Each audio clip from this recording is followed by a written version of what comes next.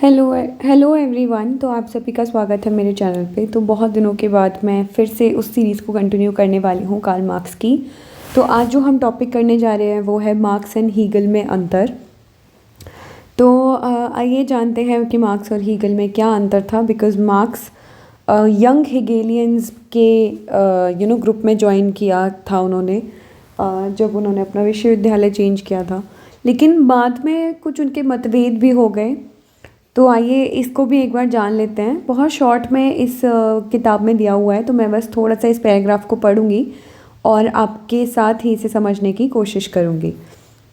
Marks Hegel के आदर्शवादी सिद्धांत को स्वीकार नहीं करते, इसीलिए इन्होंने यानी मार्क्स ने हीगल से अपने भिन्न अपने सिद्धांत को भौतिकवादी जामा पहना दिया। लैंग्वेज थोड़ी सी कैजुअल है, बट मैं आपको समझाने की कोशिश करती हूँ कि हीगल जो थे वो आदर्शवादी सिद्धांत को प्रमोट करते थे, और जो मार्क्स थे वो थोड़ा सा उससे अलग, थोड़ा सा क्या, बहुत ही फ्लिप साइड उसका एक देखते थे। तो अपने मार्क्स जो थे उन्होंने थोड़ा सा भौतिकवादी जो जामा पहना दिया। इसका कहने का तात्पर्य है कि वो भौतिकवाद में ज़्यादा बिलीव करते थे, ना कि आदर्शवाद में। इनकी इतिहास की भौतिकवादी धारणा हीगल की आध्यात्मिक धारणा से व्याख्या से बिल्कुल विपरीत है। तो हीगल के जो काम है, जो वर्क है, वो आदर्शवादी सिद्धांत या आध्यात्मिक व्याख्या के पास है, और कार्ल मार्क्स का जो काम है वो उनका इतिहास और भौतिकवादिता के पास है।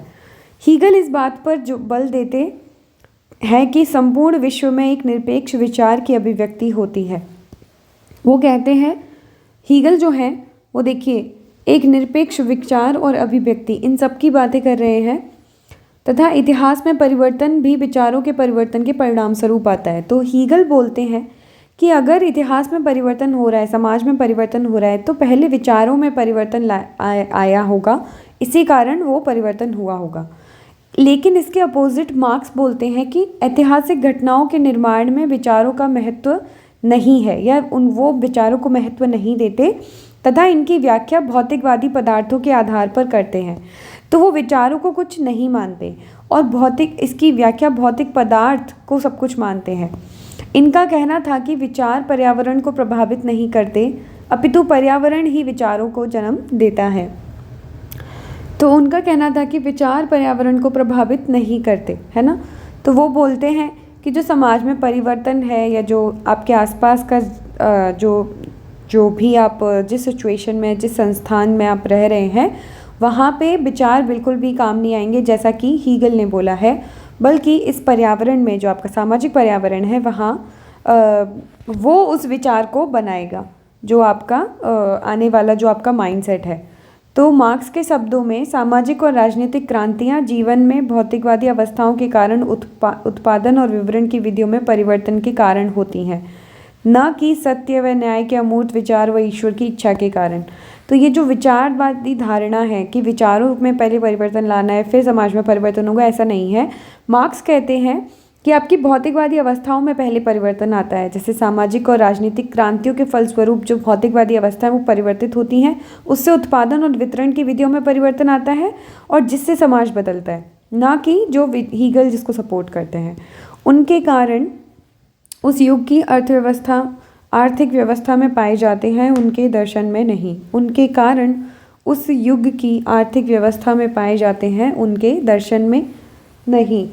तो वो बोल रहे हैं कि, और ये जो परिवर्तन है वो आर्थिक व्यवस्था में होता है, ना कि दर्शन में। दर्शन यानी कि विचारों में। परंतु यह बात ध्यान देने योग्य है कि हीगल और मार्क्स दोनों ही बात से सहमत थे कि इतिहास की घटनाओं में अनिवार्यता पाई जाती है। कहीं ना कहीं जो ऐतिहासिक घटना है वो अनिवार्यता से जुड़ी होती है। तो ये मार्क्स और हीगल में एक छोटा सा अंतर मैंने इस पैराग्राफ के थ्रू आपको एक्सप्लेन किया है।